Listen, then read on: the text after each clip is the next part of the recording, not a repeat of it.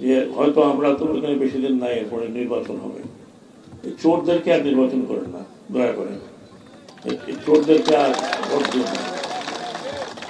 আপনারা সব দেখেছেন, আপনারা নিজেরা জানেন, ভালো মানুষ, একটা ভালো মানুষ কানেন, ভালো মানুষ, নিঃস্বার্থ মানুষ, যারা প্রচুর আপনাদের পেছনের সাথে থাকে, কাজ করে, এরকম লক্ষ্য করতে। আমি এখানে ক্যানভাস করতে আসিনি।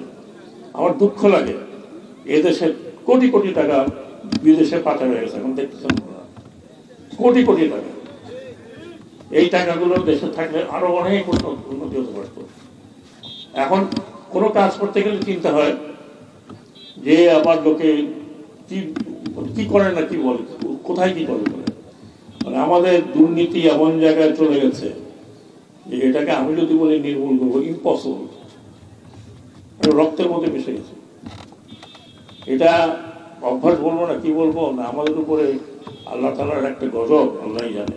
হাজার হাজার কোটি টাকা, 100 টাকার জিনিস 200 টাকা 300 টাকা তৈরি করে। তো এটা আপনারা নিজেরা দেখবেন, এই দ্বীপবাসী কাকে দিয়ে আপনাদের উন্নতি হবে, তাদেরকে আপনারা সামনে নিয়ে আসেন, বড় বড় কথা নিয়ে না। আমি এই জন্য আপনাদের বলছি, আমার এই কথা বলার কথা না, আমি আপনাদের এই কথা বলছি যে আমি উপদেষ্টা বটে, কিন্তু আমরা কিন্তু পলিটিক্যাল চিন্তাধারার বাইরে না। নাহলে এত সংস্কারের কথা কেন বলা হতো? কেন আমাদের কি দরকার ছিল যে এত সংস্কার কর, দিন রাত সংস্কার পিছনে লিখে থাক? কারণ এগুলো প্রয়োজন, যেগুলো প্রয়োজন সেগুলো পলিটিক্যাল পার্টি মানলে মানলো, না মানলে নাই, সেটা আপনারা দেখবেন। সংস্কার অনেক জায়গায় করতে হবে।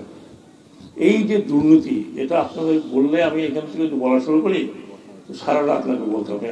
আপনাদের এক্সাম্পল দেই, এখন তো আপনারা এখন তো সবাই হাতে মোবাইল আছে, দেখেন তো কোন বিদেশে একজন, আমরা গর্বিত হতাম যে আমাদের মেম্বার পার্লামেন্টে চেয়েছি।